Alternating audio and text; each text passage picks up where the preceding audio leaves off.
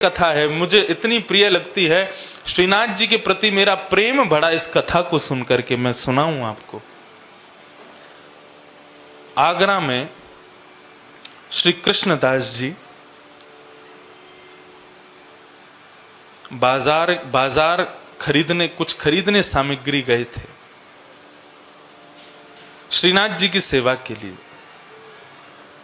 ठाकुर जी को सदैव वो वस्तु प्रस्तुत करनी चाहिए जो आपके नेत्रों को अति प्रिय लग गई हो। बहुत सावधानी से सुनिएगा। किसी वस्तु को देख करके आपको बहुत अच्छा लगा कि ये तो बड़ी अच्छी वस्तु है, तो आज क्या स्थिति है कि हमें कोई चीज अच्छी लगती है तो हम लोग सोचते हैं घर का वो कोने में इसको सजाएंगे अच्छी लगेगी, घर में रखेंगे तो अच्छा लगेगा। अरे हमारा पड़ोसी है ना, उसको दिखाएंगे तो चिढ़ जाएगा, अच्छा लगेगा। आजकल आदमी अपने दुख से कम दुखी है, दूसरे के सुख से ज्यादा दुखी है। वो क्यों सुखी बैठा है इतना, उसको चिढ़ाने के लिए करते हैं काम। मेरा कहने का अभिप्राय यह है कि आपके कानों को कोई स्वर अच्छा लगे, नेत्रों को कोई दर्शन अच्छा लगे, जिह्वा को कोई रस अच्छा लग जाए, त्वचा को कोई स्पर्श अच्छा लग जाए, वो सब कुछ अपने घर के ठाकुर जी को अर्पित कीजिएगा। उसके बाद स्वयं सेवन कीजिएगा, वो प्रसाद बन जाएगा।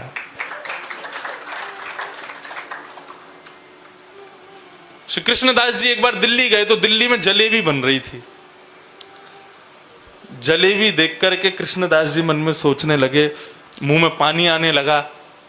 और भक्त हैं, बिना भोग के तो खाते नहीं।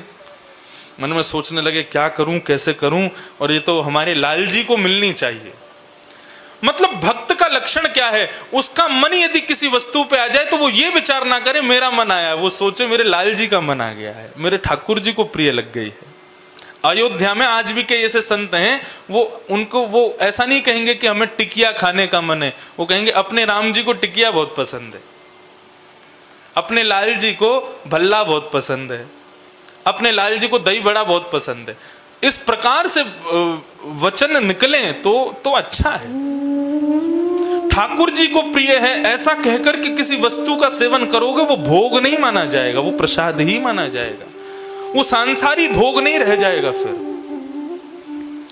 कृष्णदास जी का जलेबी पे मन आ गया, सोचने लगे लाल जी को कैसे पवाऊं, अब यहां तो सब लोग ढकेल पे खड़े होके खा रहे हैं, इसको ले जाके मैं भोग भी नहीं लगा सकता। एक बात बताएं, थोड़ी अटपटी है ये भी। हम लोग जो मिठाई की दुकानों से मिठाइयां खरीद करके ठाकुर जी के भोग में अर्पित करते हैं, वो भी पूर्ण रूपेण शुद्ध नहीं होती।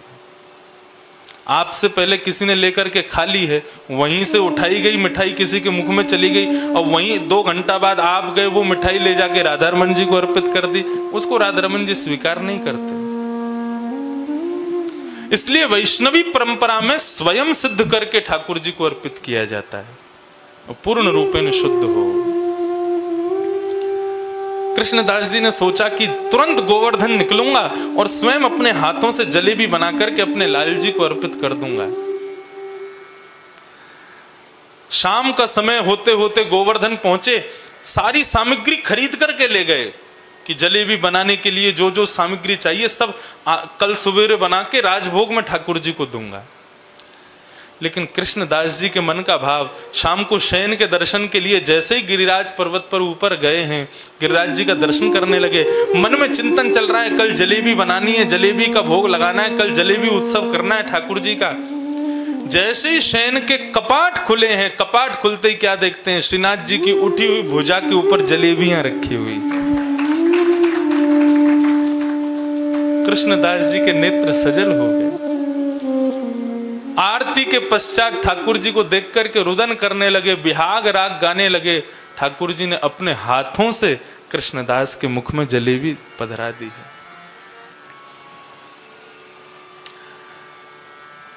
इसको रस नहीं, इसको रास कहते हैं। अपने भक्त की हम ठाकुर जी की इच्छाएं पूरी करते रहें, या हमारे हृदय की इच्छा हमारी ना रह जाए, वो फिर ठाकुर जी की ही इच्छा हो जाए। ये भक्ति की एक पराकाष्ठा है। तो श्री कृष्णदास जी एक बार आगरा गए, तो आगरा में बाजारी कर रहे थे, तभी उनको सुंदर स्वर सुनाई देने लगा। और सुंदर स्वर को सुनकर के कृष्णदास जी का मन विचलित होने लगा। बोले कौन गा रहा है? उस स्वर के पीछे खोजते खोजते खोजते गली में गए, गली से दूसरी गली, दूसरी से तीसरी गली। तभी वे देखते हैं कि एक जगह बड़ी भीड़ लगी है। अंदर प्रवेश करके गए तो चारों तरफ मनचले व्यक्ति खड़े थे और बीच में घुंघरू अपने पैरों में बांध करके एक वैश्या नृत्य करके गा रही थी। उसके स्वर पर तो कृष्णदास जी एक बार को मोहित हो ही गए थे, लेकिन जब उसका स्वरूप देखा, कृष्णदास जी के मन में भाव आया, अरे इतना सुंदर स्वरूप, इतना सुंदर कंठ, इतना सुंदर नृत्य, ये तो मेरे लाल जी को प्रस्तुत होनी चाहिए, ये तो मेरे ठाकुर जी के सामने प्रस्तुत होनी चाहिए। माफ कीजिएगा, किसी के सुंदर रूप को देख करके यदि आप कहते हो कितना सुंदर है, तो वहां पर भी आप एक प्रकार से गलत माने जाओगे। राम राम, इसकी तो दृष्टि खराब है। लेकिन यदि किसी के सौंदर्य पर मोहित हो जाओ और उस पर भी यह भाव रखो कि ये तो हमारे ठाकुर जी को प्रस्तुत होनी चाहिए, तो वह भी एक भक्ति का रूप धारण कर लेगी। कृष्णदास जी ने उस वैश्या के जब नृत्य पूरा हुआ तब उसके पास गए और गुमान में खड़ी है, पूरा नगर उसको देखने के लिए लालायित रहता है। कृष्णदास जी जैसे तैसे उसके पास पहुंचे और जाकर के कहा, देवी, हमारे सेठ जी के सामने नृत्य करोगी? वो ध्यान ही नहीं दे रही थी कृष्णदास जी पे। बोले कहां है तुम्हारे सेठ जी? बोले गोवर्धन में। गोवर्धन तो बहुत दूर है यहां से। अरे जो लगेगा हम दे देंगे। वैश्या ने कहा 50 रुपया लगेगा। उस समय के बहुत होते थे। कृष्णदास जी ने 100 रुपया तो तभी दे दिया।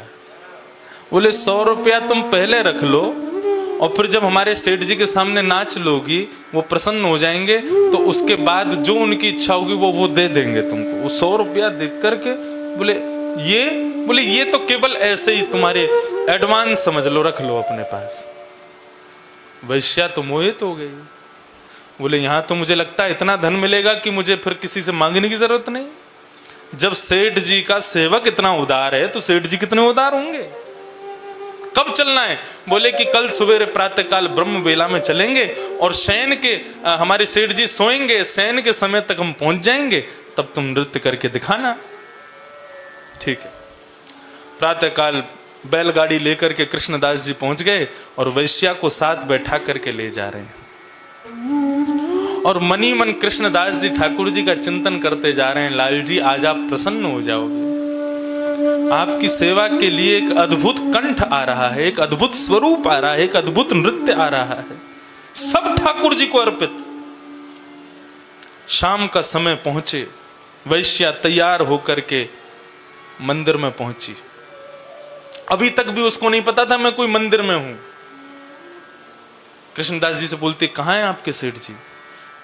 पर्दा लगा था। बोले अभी भोजन कर रहे हैं, जैसे भोग पूरा हो जाएगा उसके बाद सेठ जी सामने सिंहासन पर बैठे हैं, तुम नृत्य करना शुरू कर देना। अति सुंदर बनकर के आई है, अपने रूप का अहंकार, अपने कंठ का अभिमान, अपने संपूर्ण अंग का अभिमान कर रही है। बोले ऐसा नृत्य करूंगी, ऐसा गाऊंगी कि इनका सेठ फिदा हो जाएगा मुझ पर।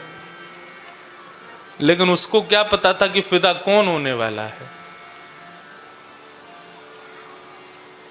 कृष्णदास जी ने उसको व्यवस्थित कर दिया। बोले टकटकी लगा करके देखो, पर्दा खुलने वाला है बस। और कृष्णदास जी एक कोने में खंबे से सिर लगा करके खड़े हो गए। बोले अब क्या लीला होने वाली है लाल जी की। जैसे ही गुसाई जी ने कपाट खोले हैं, एक भुजा उर्ध बाहु, दूसरी भुजा कंठ पर, अपने कटी भाग पर, और कमल नयन श्रीनाथ जी का जैसे ही उसने दर्शन किया है, स्तब्ध हो गई। मुखमंडल को देख करके उसके संपूर्ण शरीर के रोए मानो नृत्य करने लगे। कृष्णदास जी इशारा करने लगे कुछ गाओ, तो कंठ भर आया। जितने स्वर राग रागनियों को जानती थी सब विस्मृत हो गए। कृष्णदास जी कहने लगे नृत्य करो तो धरती कहीं है, पैर जाता कहीं है, मन की दशा कछु और ही भई रे। तब अंत में वो समझ गई कि मैं कुछ नहीं कर पाऊंगी, क्योंकि अपने पर अभिमान था ना कि मैं ये जानती हूं ये जानती हूं, उनके लिए पूर्ण समर्पण नहीं था मेरे हृदय में। तब वो कृष्णदास जी के सामने हाथ जोड़ती, बोले मेरे बस की नहीं है अब कुछ गाना, आप ही कुछ गा दीजिए। तब कृष्णदास जी के उस भाव को गाया गया। आहा, गिरधर छवि पे क्यों मेरो मन, गिरधर छवि पे क्यों मेरो मन, गिरधर छवि पे क्यों मेरो मन, गिरधर छवि पे ओ मेरो मन, गिरधर छवि पे क्यों मेरो मन, गिरधर छवि पे क्यों ओ मेरो मन, गिरधर छवि पे क्यों मेरो मन, गिरधर छवि पे क्यों ललित त्रिभंगी चाल पे चल के, ललित त्रिभंगी चाल पे चल के, ललित त्रिभंगी चाल पे चल के, ललित त्रिभंगी चाल पे चल के, चिबुक चारु गण ठट क्यों, चिबुक चार गड़ी ठट क्यों, चिबुक चारु गण ठट क्यों, चिबुक चार गड़ी ठट क्यों, मेरो मन, गिरधर छवि पे क्यों मेरो मन, गिरधर छवि पे क्यों ओ मेरो मन, गिरधर छवि पे मेरो मन, गिरधर छवि पे क्यों।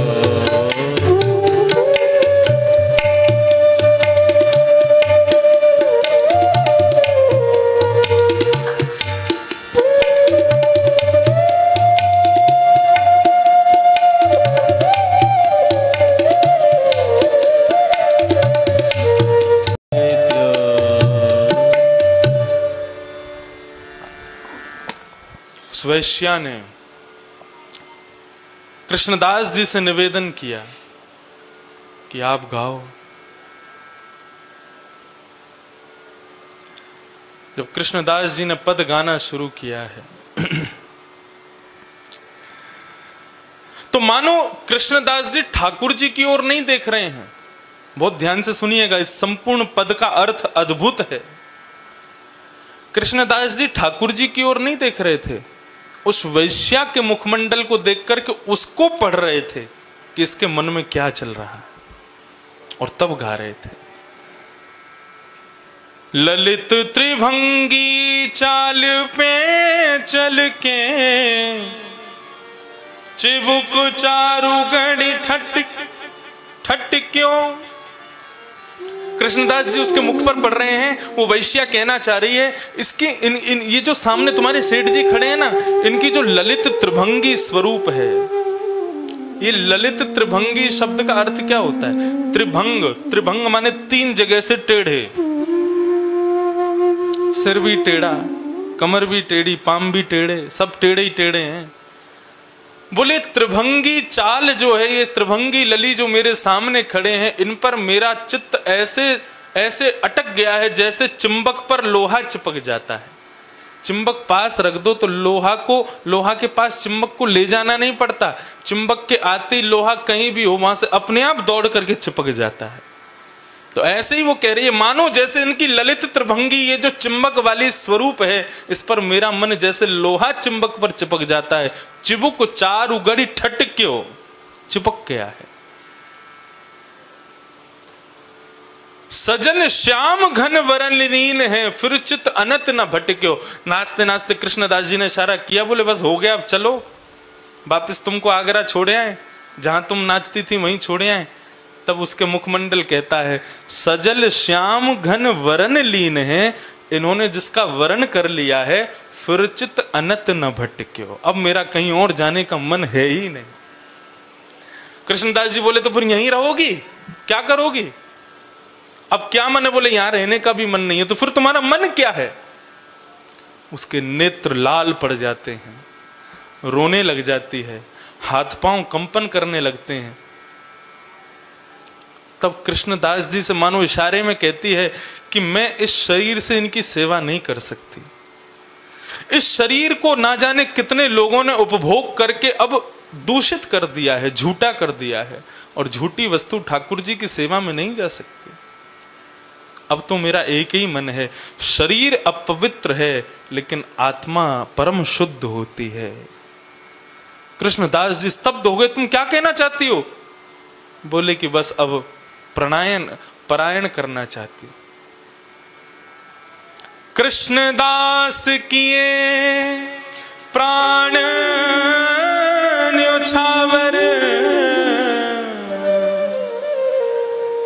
कृष्णदास जी को देखते देखते वो ठाकुर जी को देखती है, बोले शरीर से सेवा नहीं कर सकती क्योंकि अपवित्र है, लेकिन अपनी आत्मा से तो इनसे मिल सकती हूँ। नाचते नाचते घूमते घूमते घूमते श्रीनाथ जी के आंगन में ही अपने प्राणों का परित्याग कर देती है और आत्म रूप धारण करके श्रीनाथ जी के शिव विग्रह में जाकर के विलीन हो जाती है। कृष्णदास की ये प्राण न्योछावर, यह तन, जिस तन को इस संसार के लोगों ने इतना प्रेम किया, ये अब ठाकुर जी की सेवा के योग्य नहीं है। यह तन जग सिर पटक्यो, मेरो मन गिरधर छवि पे अटके। सब देखते रह गए और वैश्या का शरीर वहीं शांत हो गया और ठाकुर जी में जाकर के विलीन हो गए। सोचो, अपने जिस रूप, जिस कंठ, जिस नृत्य की विद्या को आज तक संसार को देती रही, कभी संतुष्ट नहीं हुई वो वैश्या, केवल एक दिन उस विद्या का प्रस्तुतिकरण ठाकुर जी के सामने किया, ठाकुर जी ने अंगीकार कर लिया, सेवा में बुला लिया।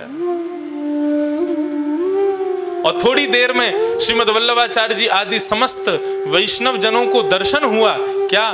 ठाकुर जी के लीला में जितने सखा सहचरी हैं, उन सहचरियों में एक वो वैश्या भी खड़ी है। ठाकुर जी उसको अपनी अंतःपुर की लीला में ले गए।